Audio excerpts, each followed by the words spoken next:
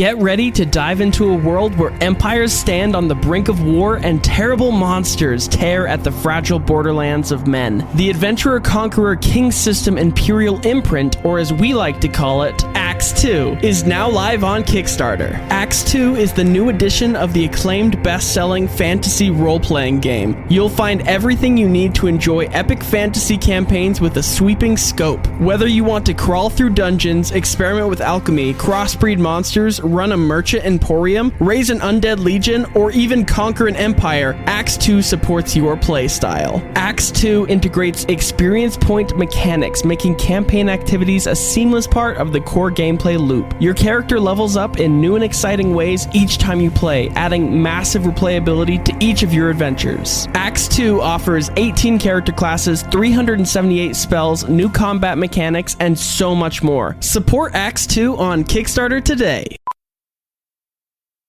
How powerful is the Cox network? So powerful that one day, the internet will let your doctor perform miracles from thousands of miles away. Connecting to remote operating room. Giving a whole new meaning to the term house call.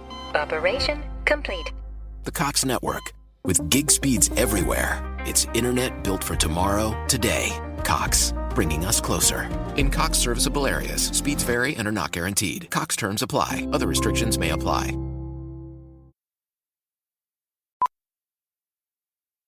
How powerful is the Cox network? So powerful that one day, the internet will let your doctor perform miracles from thousands of miles away. Connecting to remote operating room. Giving a whole new meaning to the term house call. Operation complete. The Cox network. With gig speeds everywhere, it's internet built for tomorrow, today. Cox, bringing us closer. In Cox serviceable areas, speeds vary and are not guaranteed. Cox terms apply. Other restrictions may apply. Knocked Prone is a clean, chaotic, and deep podcast for D&D nerds. Find more ways to support our show in the episode description. Last time on Knocked Prone. So your father's also a human. Mine too. Yeah. But I was raised by my father. I've never met him, ever. Oh. I'm looking for my brother, my twin brother, who's somehow connected to the Church of Amulek. Yeah, and if he's anything like the golden boy over here, then we should be rather fine. I mean, one could hope. I wouldn't trust it if he's connected with the Church of Amalek, but suppose I wish you luck. Efimia, wonderful to see you again. I haven't seen you since you were about yay high. And she gestures to mid of her shin. I'm just kind of shocked at this point, and my eyes kind of go wide, but then I try to control my stance. You knew my mother. That is privileged information, my dear. Okay, so you're telling me you will not let me know where my own mother is until I rise in the ranks of your business? You do your work for them. They give you what you want. The Cult of the Skull worship a god called Orcus. This cult is in the process of summoning him. And so we were hoping that the four of you could approach the sewers and get them to stop trying to summon Orcus.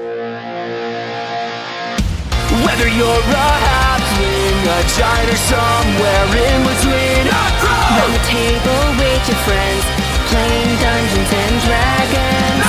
And if life ever knocks you down, your dice will surely turn around. Roll your stats, it's time to quest. Let's put your characters to the test. My name is Cade, and I'm the host and dungeon master of this Dungeons and Dragons 5th edition adventure, and I'm joined here by the characters to my left. Alec playing Zag. Mason playing Grom. Marissa playing Efimia. And Brooklyn playing Selene. So as we're walking closer to the sewers, I'm just kind of thinking of a moment 2 years prior for Efimia. I'm starting to think of the time that I made a pact with Orcus, somebody who I've avoided for a very long time now. Okay, so you're telling me if I sell my soul, then you'll help me. Of course, of course. Orcus can help you with whatever you want. All I am seeking is to save my love Edmund. That is all I want. Easy enough. What is wrong with this Edmund? A common cold? The plague? He has been poisoned with choke mist, and it has turned into a bit of an addiction, and I fear if I let him go any longer, it will kill him. Ah, tut. What a difficult thing to cure. You know, there is no cure for choke mist, but our lord, Orcus, has a cure for everything. So I have heard, which is why I came to Orcus, I guess. Well, here he is. Shall I bring the spirits about for you? Yes, I am ready. This is a ceremonial knife, passed down from generation to generation. It is made from dragon bone. I just need you to prick your thumb and place it on this magical contract right here. Okay. If that's all that's needed, I will do it. Would you like to read the terms and conditions? I am ready. I will press accept all. Thank you. And I just take the little knife and poke my finger and just press it straight to that thing. When you pull your finger away, a pool of blood forms and then seeps into the paper, and it almost looks like there's nothing, like the paper has been untouched. And this priest of Orcus looks over at you and says, "Wonderful. Now allow me to clear the spirits again and step into this tent, and we will bring Orcus about, and he will create your deal. So go into this tent. It will get pretty toasty. We will be having hot coals being poured with hot water, so there will be some amount of steam, and you will eventually go into a state of comatose, a state between living and death. And that is where you will find Orcus, and he will grant you your wish in exchange for what you've already promised." Okay, I can do that. Thank you. and you see like a little canvas tent. It's small enough that you have to crawl, like army crawl, on your elbows and knees in order to get into it. And they start fanning these hot coals and dumping buckets of hot water over it, and steam starts to enter your lungs, and you're breathing in so much water and steam that you do nearly pass out. And then you go into this state of between worlds where you're feeling greens and blues. You're feeling these colors as if they're pressing into your skin. It almost feels as if you are no longer alive. And you hear a voice call out in the very far distance. My child. Hello. Hello. I was told you could help me. Of course. I can help anyone for a price. And seeing that you've paid my price... What cost is a soul anyways for love? Love. Of course. Most of my deals are made for love. His name is Edmund. He's in Baldur's Gate, and he is very sick. Something is very wrong with him. I have locked him at the sheriff's office. Ah, I can sense him now. I will heal him, and you will, in turn, serve me for eternity. That is little to ask for saving him. Of course. May your love be as long as Edmund desires. I am sure that is eternal. Thank you. Of course. You again seep back into consciousness. The colors fade away from feeling, and you are able to open your eyes, and you are on a cot. It seems that you literally passed out, and these priests took you out of the tent before you aspirated and died. Okay, and I'm just kind of on that bed, like gasping, like, okay. Am I free to go home? Can I go home? Well, you're free to go home, but Orcus will call upon you eventually. And when that time comes, he will require you to be in these. And they hand you a set of cultist robes. I just grab them and shove them in my bag absentmindedly. I'm like, okay, I must go. I must leave now. Thank you. All right, I'll wait for the call of Orcus. Yeah, sure, I'll wait for it. And I just keep kind of walk. Yeah. At least as fast as I can after gasping all that. Yeah, you're easily able. They have shamans above you healing you and literally pulling the water from your lungs. So you are fully healed by the time that you wake up. Awesome. Then I kind of come back to the reality of what I'm currently doing. So you are walking towards this stinking sewer, and you get closer and closer, and the four of you approach this massive manhole of a grate. It's 20 by 20 feet, and it's 5 feet thick. It's a massive grate. But underneath in Dwarven, which of you speak Dwarven? I do. So Grom, you read on this metal grate, it says, "Speak sewer and enter." Smells like a bullywug. Smells like a sewer. You say sewer, and it pops open, and then it slides across the top, and a entrance opens up, and you see immediately before you are 2 tunnels. Now you remember that This distinct fork in the path was described to you by Avani Mech. They told you that the tunnel to the left leads to the underground society of the changeling people, who Avani told you are not welcome in the above ground civilization because they're kind of mischievous. But the tunnel to the right is the tunnel you were instructed to go down. But as you're looking down these tunnels, the tunnel to the left looks clean, pure. It looks like clean, fresh water is flowing down to the left. However, when you look down to the right, it is green, rotting water. I mean, it's a sewer after all, but to the right, the walls are covered in fresh graffiti of white skulls and unholy symbols plastered to the wall with spray paint. And the energy of death is smothering around this place, and it almost feels like you're suffocating in this burial ground. And even with the company of your party, each of you individually get this feeling of being alone, feeling like you could scream out your last words and nobody would even hear you. Nobody would even take a second thought of your life being gone. Zag's gonna look at everybody, have everybody huddle up real quick, okay? As much as the princess and the butcher probably are not gonna want to. We're getting in a huddle. I'm pulling them into a huddle. Okay. And I am going to give them a quick little speech and cast my emboldening bond. Wonderful. I forge an empowering bond among people who are at peace with one another. As an action, I choose a number of willing creatures within 30 feet, including myself. I create a magical bond among them for 10 minutes. I'm going to do an emboldening bond between Grom and Selene. Okay. And they get an additional, for the next 10 minutes, an additional D4 to any attack roll, ability check, or saving throws. You can do it once per turn for 10 minutes. And I'm going to say, guys, we got this. We know which way we need to go. It's scary. We can do it. We can do it. And I'm going to kind of interject here, and I'm like, I don't think you quite understand what we're walking into. Have you ever dealt with the Cult of Skulls before? Never.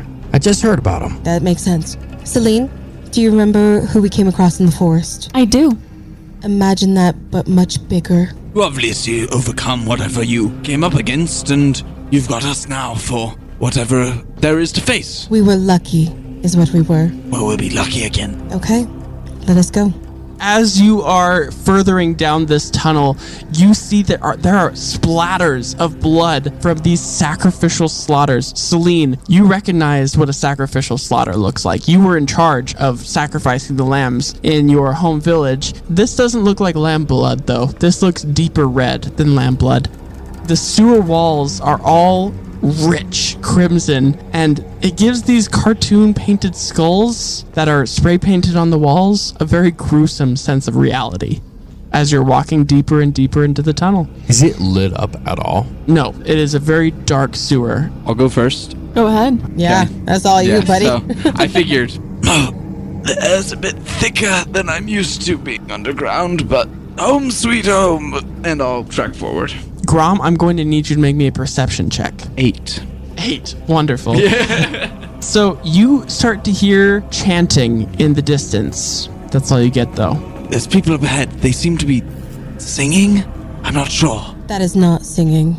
Yes, Efimia, you recognize this to be an incantation that you have heard as you were passing out from inhaling all of this steam when you were making your patron pact. It seems that a very similar summoning is happening in this moment. Is something bad about to happen? Unless we handle it first, that is very likely. Okay, guys, gather up. I'm doing it again. We're doing arms around the circle. God. Get in here, butcher. Get in here, princess.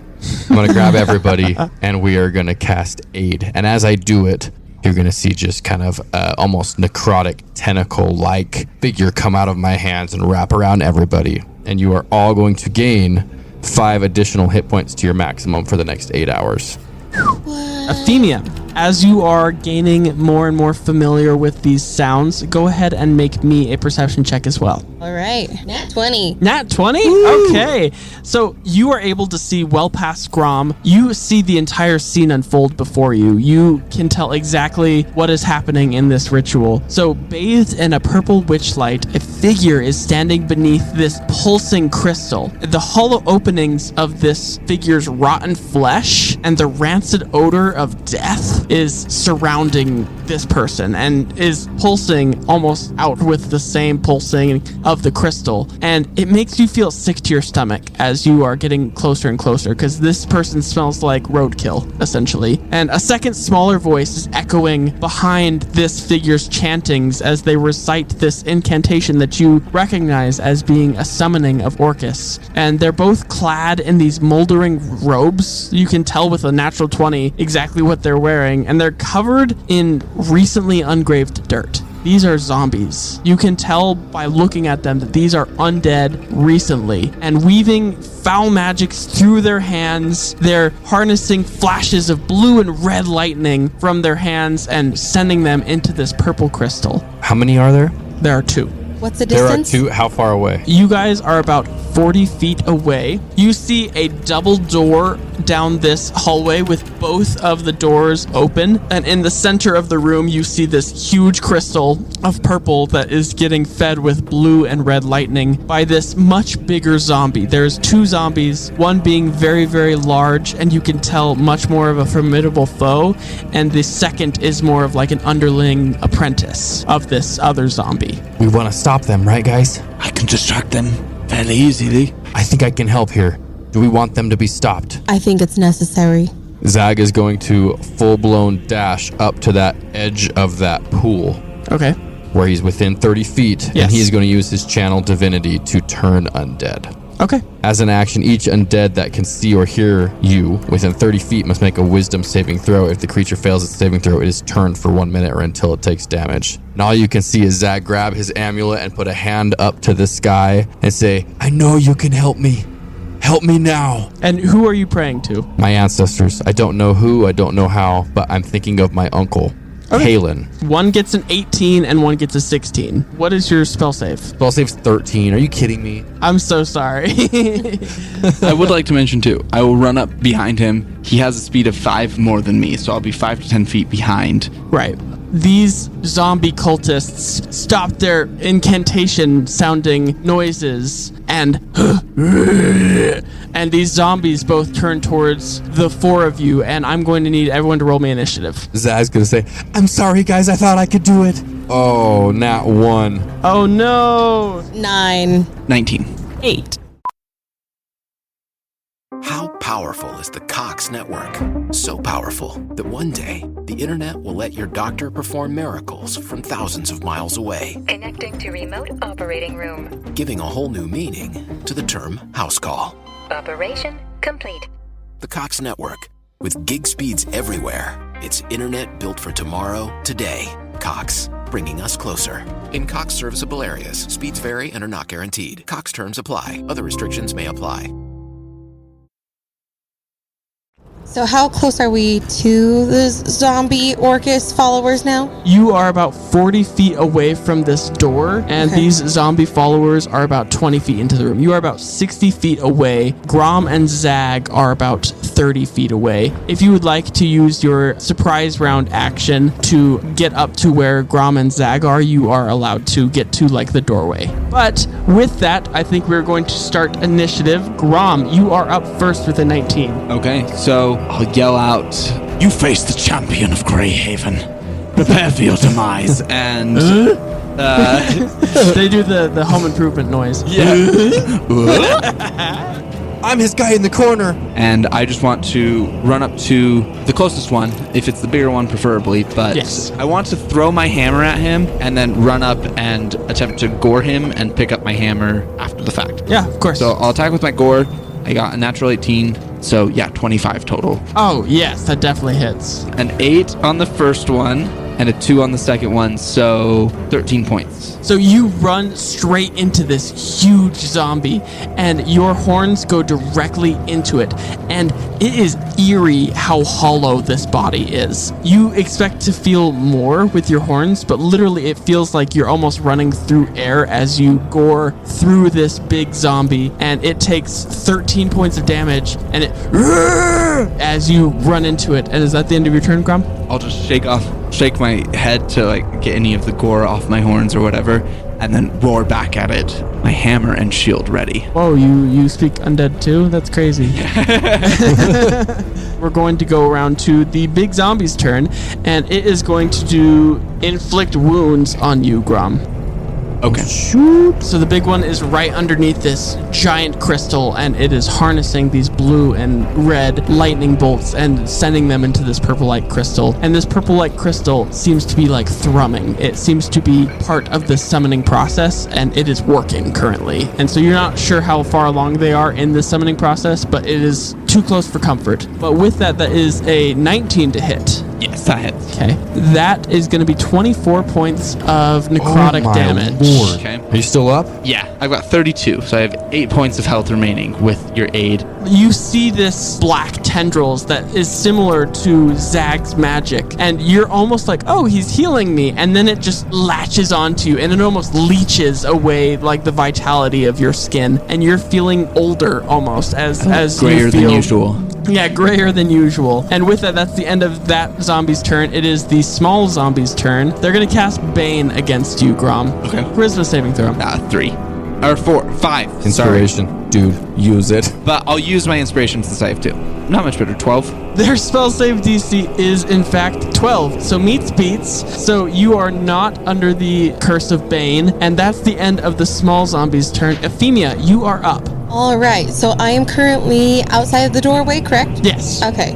Can I see through the door? You can. The doors are open. It is basically an empty tunnel. The doors seem to have been almost broken off their hinges with the power of this necrotic energy that is pulsating out of this purple crystal. Gross. Grom is standing right next to this middle zombie. So I would like to move a little forward into the room. Okay. Probably by about 15 feet, so he is not in the way. Okay. Because I would like to do burning hands. Burning hands. Okay. This zombie's going to make a dexterity saving throw. It's an 11, so that will fail. All right, so I got a 2, a 3, and a 4. So we got a total of 9. 9. Okay, awesome. So you burn the remainder of the flesh away at this zombie, and it looks like a skeleton, honestly. Total, this zombie has been dealt 22 points of damage. It's not quite bloodied, but it looks hurt.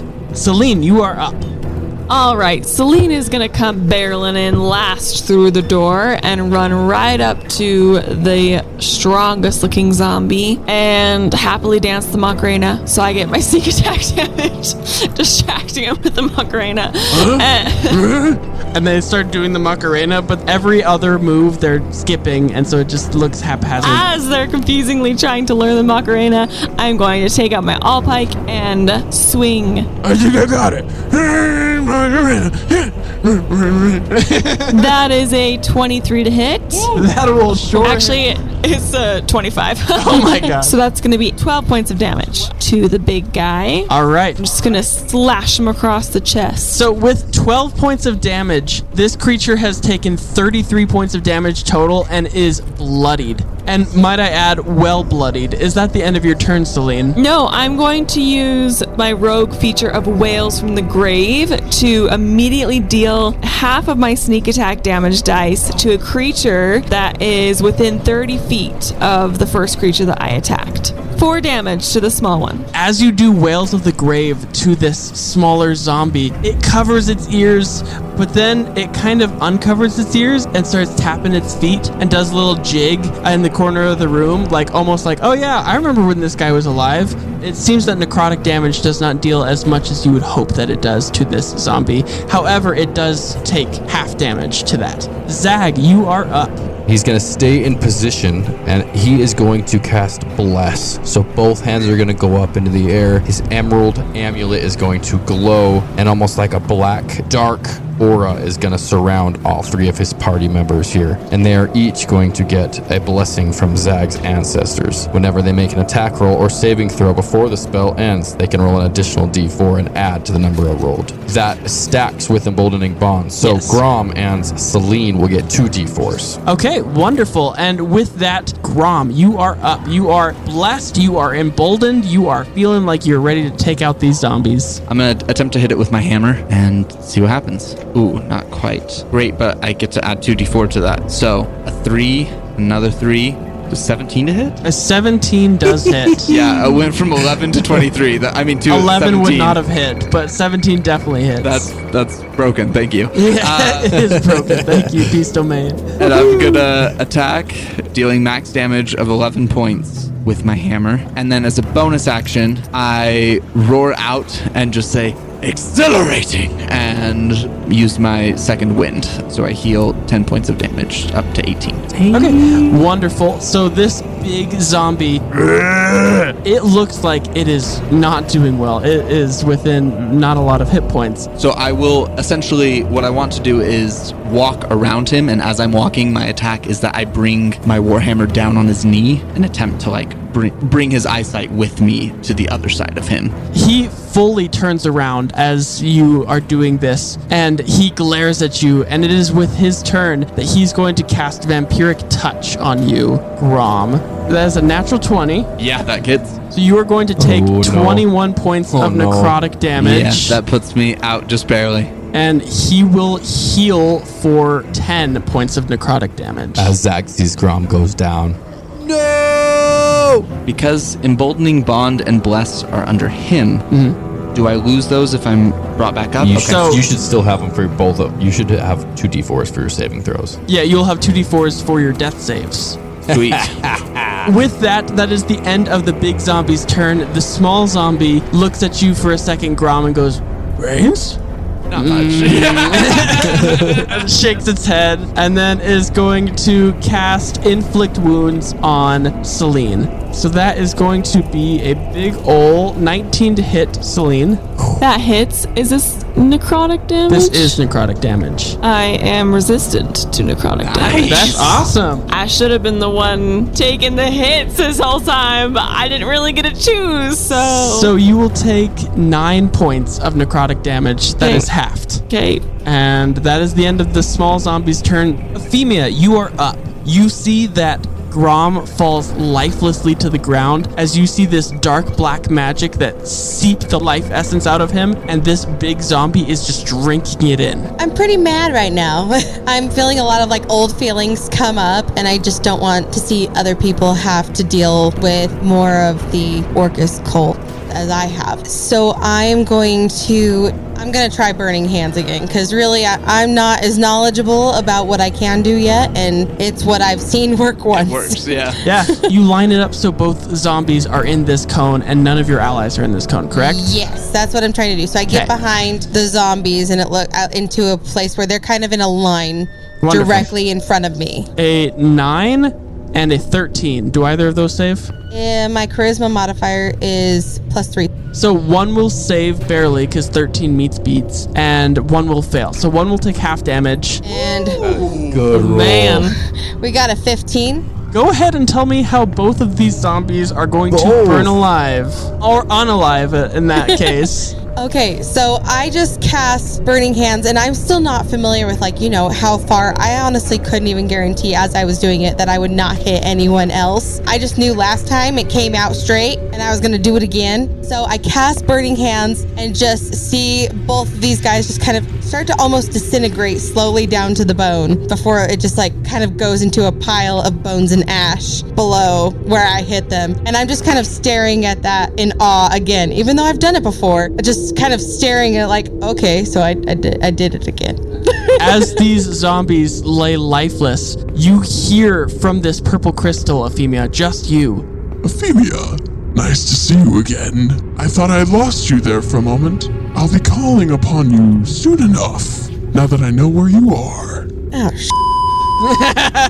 I believe that is where we're going to end our session for tonight. My name is Cade, the host and dungeon necromancer of this Dungeons & Dragons 5th edition adventure, and I'm joined here by the players to my left. Alec playing Zag. Mason playing Grom. Marissa playing Efimia. And Brooklyn playing Selene. Thank you so much for listening to these first 3 episodes. We're so excited to get recording on more. Make sure to stay around after this episode for all you patrons out there for the special Talked Prone episode. We're going to do an in-depth analysis and question with our good friend Danny Dennison as the host of Talked Prone, asking the characters questions about what went on, what went wrong, what they wanted to happen, and what didn't happen in these first 3 episodes. So please be sure to check that out. Again, you can find that at patreon.com/knocked. All patrons have access to it. So for just $2 a month, you can have access to all of these behind the scenes things. Thank you so much for listening. And we hope that you remember when life knocks you flat on your back, all you got to do is keep rolling. And we hope you have a wonderful rest of your day. At Carvana, we're in the business of driving you happy. And with the widest selection of used cars under $20,000, you're bound to find a car that'll put a smile on your face. Carvana gives you control by letting you customize your down and monthly payments. You can browse tens of thousands of cars online to find one within your budget, and you won't get surprised with any bogus fees. Visit Carvana.com or download the app to shop for a vehicle. Carvana, will drive you happy. Availability may vary by market.